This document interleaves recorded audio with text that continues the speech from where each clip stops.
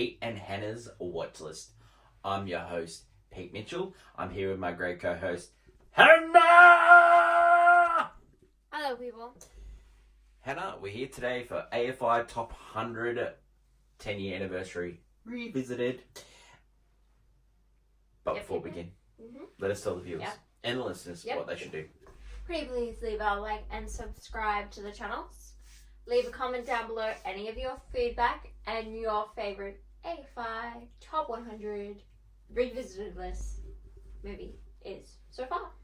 Hit the notification button and you'll get great content like this one, including We Interrupt Regular Program, where we talked about the Curb Your Enthusiasm season finale. We also did What's Next, the movie review show where we help you figure out what to watch next.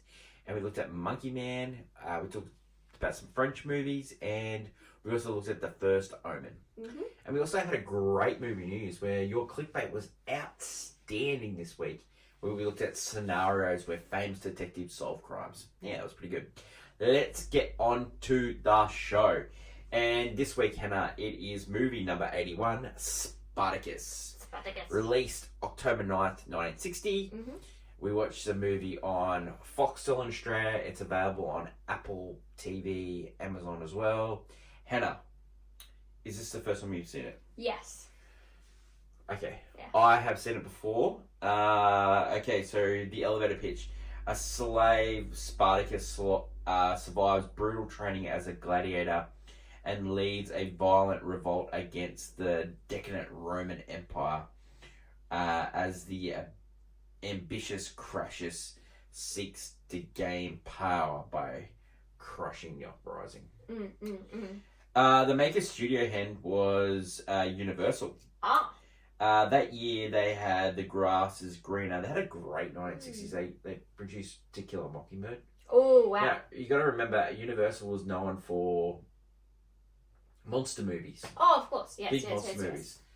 This... Now they can't even get them off the universe. This is their biggest... At the time, was their biggest hit ever. Really? Spartacus? Yeah. Wow. Huge movie with them. Budget 20 million, which now equates to 125. Yeah. And they made 60, which is okay. a huge winner. Story behind it. Okay, it's quasi true story. Yes. This was based on a book from 1951. Howard Fast, he wrote The Last Frontier and Apple Morning. This novel was written about his persecution from the communist hearings, blacklisting McCarthyism. The screenplay was done by Dalton Trombone, who was also blacklisted for being a communist. They actually made a movie about him. They made, starring Bryan Cranston. Oh, really? Yeah, about his life. He won an Academy Award, Dalton Trombone, for Roman Holiday. Great movie. Phenomenal film. So they weren't going to use Trombone's name in the movie. Yes. Stanley Kubrick, who directed the movie, said, "Oh yeah, you can use mine." Okay. Douglas and Lewis, the producer, went, "No, we're against that." So later, Lewis and Douglas fought to get Trombone name. It was made easier when he made another movie and they named him. And it was also named a lot easier because in 1960, when this was released, a presidential candidate called John Fitzgerald Kennedy, I don't know if you know him, a young senator from Massachusetts. Yes. Crossed the picket lines. Yeah. Because there was picketing, because this movie was written by Donald Trump, who was on the list. He went and saw the movie, and the list was effectively dead after that, so people got... Love it. But Dalton Trombone and Kirk Douglas were sort of friendly, but after this they weren't so friendly.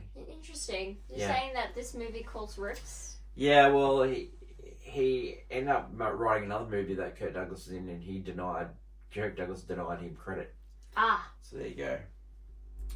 This movie was produced by Edward Lewis for Kirk Douglas's production company. Yeah. Now, he produced a couple of movies. One was called 7 Days in May, which is about the bomb, dropping the bomb. Oh, okay. And then another movie he produced was Executive Action, which is the movie about how the President Kennedy's assassination came about by businessmen. Oh. We've seen this. Oh, Yeah, okay. Burt Lancaster was in it. Yeah. Ah, yes. Yeah, so bit weird. Cinematography was done by Russell Meddy. He was prolific. He did Touch of Evil with Orson Welles. He also did Bring Out Baby, which is on the list Hey, yeah. of AFI Top 100 Revisited with Howard Hawke. Alex North, who I probably think was one of the best parts of the movie. Yeah. The score. Yeah. He was a huge deal as well. He made a streetcar named Desire. He's scored that, and he also wrote the music for a famous tune, Unchained Melody. Oh wow! From the Ghost yes, movie, yes. and the Righteous Brothers. The Righteous Brothers, yeah. But the main reason behind this movie was it was a revenge pick for Kirk Douglas missing out on Ben-Hur. I love a revenge William movie. was Kirk Douglas's friend. Yep. He really wanted the role of Ben-Hur. Became like an Oscar-winning juggernaut. Yeah, Ben-Hur. And heard of it? Yeah, it's been on the list as well. And when he missed out, Spartacus, he wanted it so bad. There was two competing people that were going for Spartacus at the same time. So really? Yeah. both their production companies. One was trying to make it with MGM. One was trying to make it with Universal. Yep. The other person, Yul Brynner. Really? Oh Yep. my! Would I have watched the Yul Brynner version? My dude. But the Douglas producing team won out. Oh wow! The first director for this movie was a guy called Anthony Mann. He lasted a week. Now, Anthony was known. He was known for his westerns. But Kirk Douglas, a week in, said, "Mate, this guy's not up to it," and he's going to replace him with his friend Stanley Kubrick. Where they worked on Paths of Glory too. Yep. Probably a week later, Kirk Douglas regretted that decision. See, Stanley Kubrick was notorious for trying to get his way. He always had final cut. He never had final cut in this movie, so it really ranked him. He wanted to film it on location in Europe, but the studio said you only can film the big scenes in there. All the other stuff we'll do in Hollywood. Yeah, and Stanley Kubrick hated it. Of course. The studio executives at Universal wanted to prove that you can make these movies anywhere. Yeah, I get you. We're still fighting that to this day. Yep. Kubrick later said that the big epic war scenes, he hated filming those because he lost concentration. There's a lot going on. A lot going on. Yeah. So, yeah. Oh. Kirk Douglas and Kubrick fought on this movie so many times. Yeah. That they end up having to go to therapy together. I love that for them. Couples therapy. Oh, you the poor thing. Just for an example, so that famous line, "I am Spartacus," that everyone knows, and it's used time and time again. When Kirk Douglas, he came up with that line, and when he asked Kubrick what he thought of the line, he goes, "That's the stupidest line I've ever heard in my life." Wow. Kubrick, well-known director, he's got 4 movies on this list. He's got this. Yeah. But you can't count this because he refused to put on his... He refuses it. So it's not even a Kubrick movie. Clockwork Orange. Yep. 2001. A Space Odyssey. Yeah. And Doctor Strangelove. Wow. I've never... So 3 and a bit movies. 3 and a adjacent. Oh, let's talk about your favourite Stanley Kubrick movie. No, I don't think we will. Eyes Wide Shut. No, we'll talk about that later. We're revisiting Stanley Kubrick a few more times, so we'll talk about it again. Yeah, we have enough time for another time. Let's talk about the actors. So you got Kirk Douglas. So what's his most famous role? Memstar River. Yes. Or what about the role of Michael Douglas's father? Yeah, either one I'll take. I love. He's like I don't think I've ever really liked Kirk, like a Kirk Douglas movie. That chin, wow. Yeah. Like that, you'd notice that. You could slot a coin right in there. You can bid them up to good day. And he was a noted tough guy, so he did like tough guy movies in the 50s. You gotta be a tough guy. Yeah. With that chin. But he really wanted this. Yeah, if he was a 90s movie star with that chin, he would have had to fight with the chin. Yeah. That's what would have happened. For sure. He really wanted Laurence Olivier in this movie, and he got him. He originally wanted Laurence Olivier to direct, but he turned it down. Yeah. So he played Crushers. Great Shakespearean actor. Hamlet. Yes, of course. He was in the Alfred Hitchcock movie Rebecca, which I remade recently with Armie Hammer. Yeah. Yeah. He's in a movie where he plays a dentist in Marathon Man, and he's famous scene where he pulls out Dustin Hoffman's teeth. Sounds fun. Tony Curtis, which is Tony was Curtis, in Some Like It Bad Hot, Love. Same list. He was also in The Great Race. Yes, he is. And the father of. Jamie Lee Curtis. That is correct. Haha. Gene Simmons wasn't the first choice. One of the first things Stanley Kubrick did when he got onto the film was sack the other lady that was doing this. And he's like, I want you. And Gene Simmons. And she was the star of Guys and Dolls. Yeah. Peter Ustinov was in this movie as well. He played Perot in The Death of the Nile. Yes. The probably TV movie. No, it was a movie. Oh, they did movie? Yeah. Oh, the old one. Yeah, it was nominated for, I remember it. Yes, yeah. The original Orient and stuff. Yes, they were very popular. Yeah. Okay, so reaction to the film at the time. Yeah. Box office, $60 million, highest grossing movie of 1960. Critics, Variety loved it, Los Angeles Times loved it. They said the cast was brilliant, screenplay was expertly done, and impressive battle scenes. Washington Post wrote it was an intimate but on a big scale. Okay. And although the New York Times called it spotty and an uneven drama. It won 4 awards, including Best Supporting Actor for Peter Ustinov. Unbelievable that he won that. Sure. Art direction, cinematography as well. Yeah, We already talked about the cinematographer, but you bring out Baby, but he had a really good eye. You can just tell it was really made properly. Yeah. Oh, this film. Yeah. It's made a really solid. It didn't. I was surprised it didn't get nominated for Best Picture, but maybe they just had enough of those epic sort of movies. Yeah, it's kind of an obvious It did win the BAFTA for Best Picture. Yeah, I can see that. Yeah, so there you go. It also helps those movies is a Roman. They get much love in a more of a European audience. Yeah. You can definitely tell that Ridley Scott he's crabbed a lot of Stanley Kubrick's work. Gladiators is just crap from this. Yeah, and also I would say even recently with Napoleon with the big battle scene, some influence was taken from this movie. Interesting enough, despite Kubrick putting it on the I didn't like this movie. Yeah. You could take some inspiration was different from here. Yeah. Again, paying homage and doing it better doesn't matter to me. Well, speaking of homage, in 1990, Steven Spielberg helped restore this movie. Oh, yes. Because as a tribute to Kirk Douglas. Yeah. Kubrick disowned the movie. Yeah. But he ended up, because Steven Spielberg was sort of a friend, ended up helping him oversee the restoration. Oh, that's because Universal treated this movie pretty shabbily for a movie that was they actually stored it very poorly and ended up losing 4 minutes of actual footage.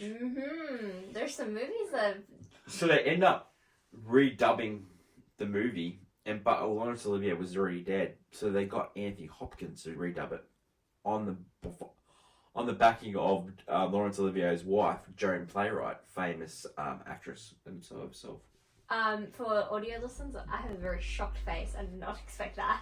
I'm Spartacus is used over and over again in heaps of different movies. I honestly did not know it was from this movie.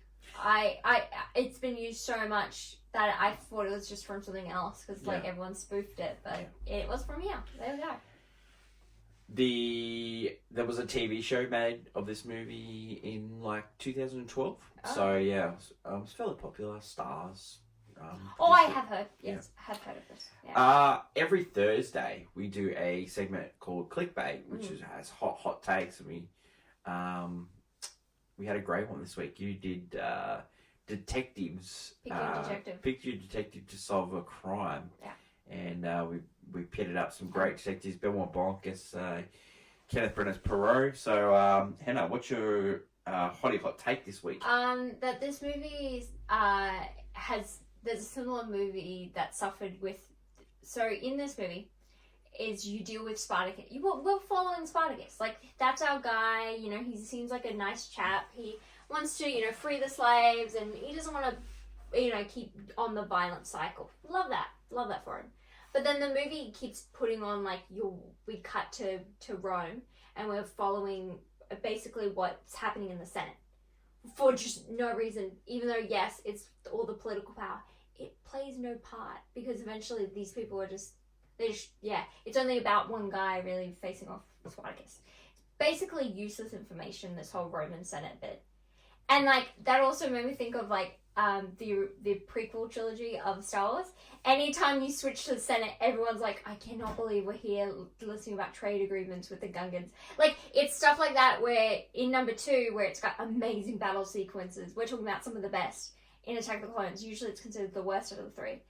It has some of the most egregious Senate moments where I don't care about what's happening in the Senate. Like, this movie deals with that, where I just don't care.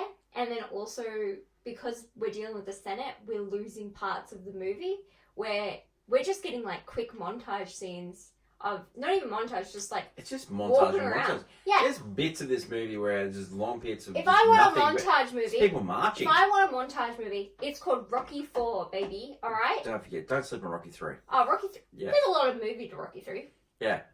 Rocky 4 is more montage than movie. Rocky 3's got a great montage. It's called Eye of the Tiger. Oh, no, I'm saying it has an incredible montage. I'm saying there's a lot of movie still. I'm saying 4 has more montage than movie. Not the director's cut. Yes, it did. The director's cut has a lot of montage. Yeah, that's true. They cut out a lot of actual robot movie to give you montage movie. But, yeah, I just... Yeah. Cut out the Senate.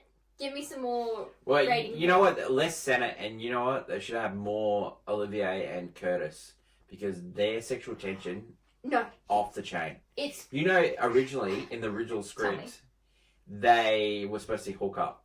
That is so fascinating to me, because I can tell you, it was so funny to watch this, because when I started watching it, I was, like, comparing it to Ben-Hur a lot, because, There's a lot of sexual tension in that movie as well. So, yes! So when you're watching this movie, I was like, well, there's nothing here, right? And then Tony Curtis finally pops up, and then Laurence Olivier's trying to get into the bathtub scene. He's trying to get Tony Curtis to come with me. Come on, buddy. And Tony Curtis is like, the next scene, gone. Like, I love it. And then amazing. And then he has this close relationship with Kirk Douglas. Tony Curtis. Yeah, it's the tension's not as great. It's not as good, but I'm saying it's still there. I've seen relationships in real life and on the movies that don't live up a candle to this. That's what it's like. But here's the thing: Tony Curtis did not want Laurence Olivier in the movie. He was like, I don't want this. But Laurence Olivier was like, please. And then he wants Gene Simmons, please. Yeah. He just wants everything, please. We'll come back to Olivier. Yeah. We'll go scene by scene. Let's go scene by scene. So this is a true story, but heaps of it changed. Like both writers, like the writer of the book and also Trombone, Kubrick and Douglas just played fast and loose with this movie as well. Okay, so you can feel it. Because the movie starts with like Spartacus is a slave, he rebels. I made a terrible comment here. He gets made an example of, and so he's picked by a trader who picks slaves based on teeth, because that means you got good bone. Yeah, no. I would like to say I made the comment that the movie started like how Black Adam started. Yeah. Which there's so much difference between The Rock's acting and Laurence Olivier's acting in this movie. And both movies have very choppy pace. Then he learns how to fight. He's tempted by a woman played by Gene Simmons. But he yells, "I'm not an animal." So Yeah, is this a prequel to Elephant Man? So they're trying to rough him up, you Yeah. know, trying to make him like this warrior so they can use him to fight in the pits. And he's just a nice guy. Yeah, sure. He's just a nice guy. Spartacus is picked for the fight of death. This is where the great music kicks in. It's like brilliant music here. But he loses the fight. But the fighter chooses to attack the people watching. Yeah, because they've all, including Caracas. They've become quite close. The people together in the. What are your thoughts? Because Caracas kills the fighter and the red paint. I think we brought this up in Ben-Hur as well. What's the deal? The blood, and I don't remember Ben-Hur's blood, but this one is like it's colourful. It's really red paint. It's red paint. It's red paint, and it's so weirdly inaccurate at times. Also, because in the fight, the guy swings a trident at Spartacus, and then as the trident goes down, the blood starts to the blood just immediately flashes onto his skin, and it's stuff like that. So it's like you can't do it perfectly, of course, but you know. So after this, the rebels rebel and take over the town. Antonius becomes a body servant, which is Tony Curtis. Yeah, Tony Curtis. The Senate meets. Can I just say, his whole shtick, he's the singer of song. He's a singer of songs. We'll bring that up. He hasn't got to that bit yet. No, and then Olivier is cooking. He's cooking after getting double crossed by his person gets sent who's in charge of the garrison. Yeah, because he thought he bought out the Senate. So he was thinking, like, what do you mean? Yeah. The guy I choose has to go and play garrison over there. You know, him and the garrison's over there. So the slaves are running roughshod until Spartacus steps in and convinces them that they should escape and we escape should to the become sea. gladiators. We should fight this. So then we get the Tony Curtis and Laurence Olivier bar scene. Yeah, Tony Curtis is very uncomfortable. Yeah. He feels so uncomfortable. Yeah. Laurence Olivier in his blink once, Tony, if you want out of that bathtub.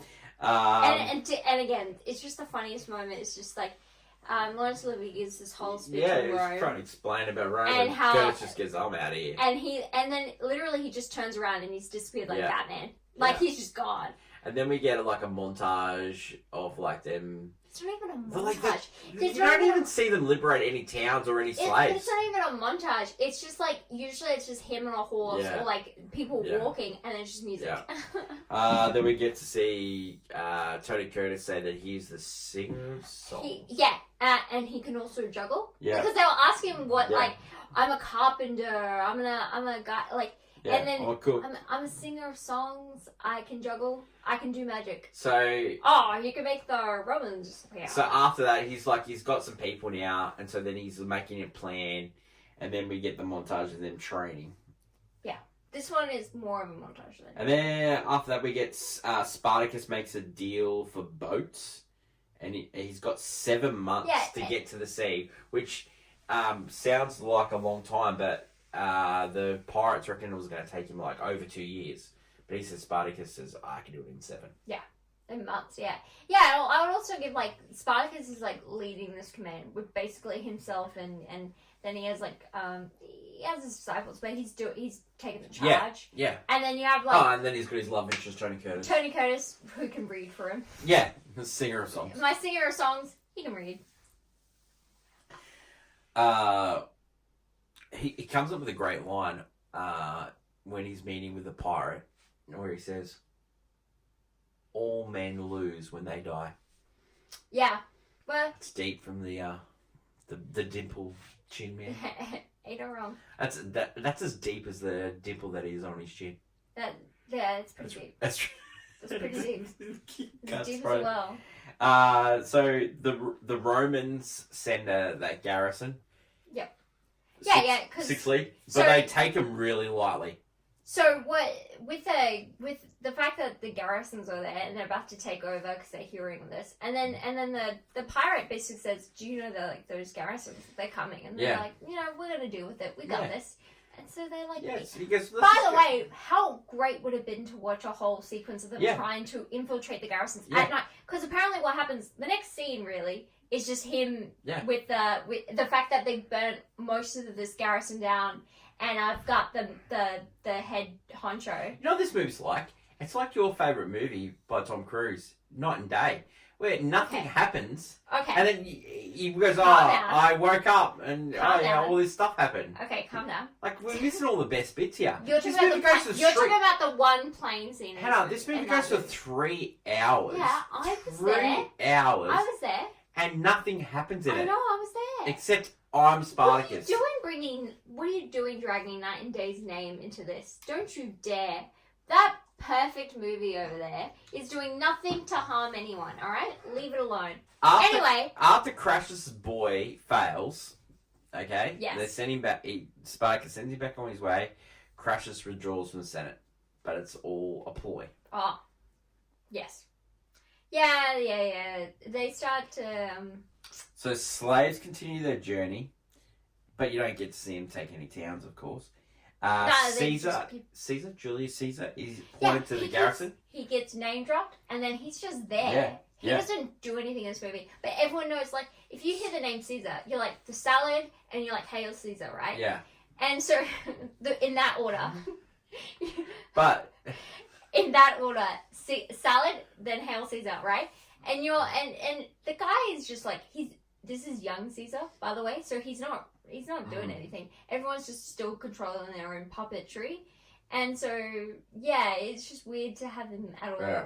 I get it for continuing, So he doesn't do anything. So Crassus tries to get Caesar on his side, but Caesar says, no, I gotta look after my boy. But then Crassus and Caesar realise they're gonna have to work together, and they hatch a plan. And where they try and convince Spartacus that his only way to get out is to go through Italy. Well, it's not to get out. It's the fact that... Well, he's stopped him from coming from the he sea. Can't... Yeah, he's stopped him coming from the east, so he's got to go through he knows Rome that... to get out he of knows Italy. that there's... basically, it's the no way out situation of, like, he's doomed no matter what. So his best bet is just to kill as much as to go to Rome. Giving all the gold to those pirates, he gets screwed over. Yeah, well, yeah, there's nothing he can do. He's screwed. So Crassus is elected emperor. He realizes after talking to Peter Ustinov that he knows Spartacus. Then we get the battle, and then we get the battle's okay. It's like we rated 3 hours. There's a lot of people there. We rated 3 hours, but there's just a lot of. That's where I'm thinking, like, did the money all go to the battle yeah. that barely lasted? Anyway, maybe we're just spoiled for battles, but like. I mean, like Napoleon, Braveheart, Napoleon. I know we give Napoleon got a lot of flack, but Napoleon had great battles. Even the Duelist, when there's some battles in the Duelist that was way better than this. Yeah. Oh, yeah. I understand. So then we get the I Am Spartacus scene, which Kubrick hated. Which is I am Spartacus. It's nice. I'm Spartacus. No, I'm Spartacus. So then I'm Batman. Then Crassus says that you're going to have to crucify all the slaves all the way back to Rome. I know that's 6,000 men crucified. That's a lot of logs up there. Yeah, 1, that's a waste of wood, and then 2, that's also a waste of wood. Anyway, but yeah, no, it's I know that's something they did, but I feel like it's such unnecessary. So Crassus says, Antonio, my former love interest, my former flame, and guy next to him, he doesn't know he's Spartacus, but he sort of does. He says those two will be used last, and he's planning to make them fight to the death. Yeah. So Crassus' plan is enacted. He's taken Valerie with the child of Spartacus as a slave, as a love slave. Yeah, as his wife. That scene with her and him with the fruit and stuff like that, that's creepy, that scene. Yeah, he's trying to get... Olivia's creepy. And he goes from creepiness to overacting to creepiness to overacting. Oh, because he's just... Yeah, I think... Like, out of nowhere, he just screams. Yeah, I think he doesn't know where he is. But she's also the love interest of Spartacus. That shriek was so strange. Can I just say, it's so strange. this whole movie, right? deals with the fact that it's one of the worst written love stories I've ever seen. It's so bad, the dialogue between considering her and Spartacus. He wrote Roman Holiday, which is I know, which is an incredibly well done film. Like, I don't know how, because the dialogue in this is like, she's like, I love you, I love you, I love you. Like, legitimately that is what happens, and then it's like, you know. Yeah, basically just really bad dialogue. But her character in it, she's always like, she's like a strong, proud woman, and so she really doesn't. So you go like through long periods of nothing happening, and then you get terrible dialogue, and then you get Laurence Olivier like shrieking. I know that they wanted, which is so strange. I know what they wanted out of it, because they had. And then you get the spit. You want the epic Roman dialogue, but they're not really, put that much into this. Yeah. To be honest. Then we get the fight to the death, where like Tony Curtis says, "I'm not going to let them crucify you." And he goes, "Do you know how long you have to be up there for crucifixion?" And then you get like the this lasts for like 2 minutes. It, like Cable Guy did it better. Valerie is rescued and granted her freedom by the Spartacus kills Tony Curtis. Yeah. And then and Tony Curtis professes love. I love you. I love you. And then he adds, I love you like a father. He says, I love you. Then a breath. Yeah. Then adds, like the father. And then he goes, I love you like the son I'm never going to get to see. Then Valerie's rescued. She sees Spartacus on the way out and says, This is your son. He's free. Die. Die, Spartacus, die. It's such a... What a love story. So, at the start of this movie, Kirk Douglas has got a rat tail going, like little. That's the thing they have for the gladiators. So, and then he's got a flat top. Like, what the hell is the that? buzz cut thing going on? Yeah, I know, it's weird. Yeah. I don't know. And like, he didn't even put an accent on for this movie. I don't care for the accent. I don't think I would have. He didn't. He didn't put an accent on. Yeah, but I don't think he spoke like he spoke as an Australian in a Manso River. Yeah, are you mad? Nope. Yeah. Okay, Hen. Reasons to see this movie. I'd say the score. The score? And it looked well shot. Yeah. Yeah, and that is all. Yeah, I mean, like, if you I love I actually like movies set during like Spartan era and also the Roman Empire, because it's like one of the most fascinating times in history. But this movie kind of like, again, the Senate is probably the most boring thing. Yeah. Even though we're talking about the same Senate that, again, later on with Julius Caesar, by the way, they basically, backstab him because he becomes crazy. And it's like, we're talking about that cool Senate? Right now, they're a bunch of just, they just pay each other out. And this gladiator prequel is no good. It really is. It's weird that... not see. I reckon Laurence Olivier, like, he's terrible in this movie. I would also go the slow... I've seen him in other movies and he's really good. This movie, he's very... I don't think he got the brief. Oh, yeah. I'd also go the slow, like, choppiness of this. Yeah. So, we compared it one to Ben-Hur because they have similar ideals. I wonder why Kubrick thought this movie was shy. Yeah. Ben-Hur has really good 2/3 and, like, really... And it goes. And this movie has that thing where... Every time this movie starts to like pick up even just a small bit, it then does a smash cut, and we're like we're months ahead. Of 3 hours, I would say 10 minutes of this is good. Yeah, and most of that had to do with just Tony Curtis being the singer of songs. No, my new title. My new title, Hannah, singer of songs. I also juggle. Singer of songs. You cannot juggle. You got no coordination. Okay, does this movie deserve to be on the list? I said I could juggle. I didn't say how well. Does it deserve to be on the list? No. I don't think so, compared to the fact that he has 4 movies, so we don't need 4, so you could take 1. And if we're going for epic, these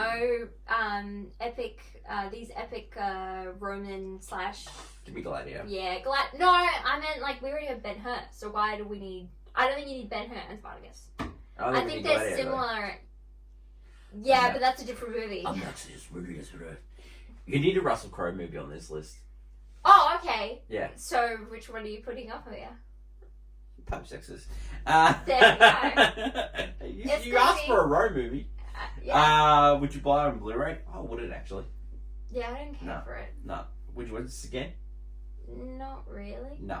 I don't hate it. It's just like I don't care. Ready for this one? I'd say I played it on my phone. I played my phone. That's it. Yeah, leave feedback, good and bad. We roast that movie a little bit. Next week, another movie from 1960. Yeah. Another movie. What? The Apartment. I've never. It'll be interesting to watch. Like this one Shirley always. Clayton's. This movie always comes up with like. It's one of the most. It's a film bro movie. Yeah, this one always comes Yeah, up, so I'll be interested what this actually movie's about. Yeah, should be great. It's just, does it deal with an apartment, you say? We'll find out next week. You can get it on Apple TV Plus and also Amazon Prime. Thanks everyone for listening and watching. Don't forget to like, follow, and subscribe to our channel. Leave feedback, good or bad, and we'll bring it up on the show next week. That is my lovely co-host Hannah. Don't forget, stick around. We've got Blockbuster and movies from 2001. There should be some fun stuff. Long live cinema. Until next week, when we catch up for The Apartment, it's bye for now. Bye.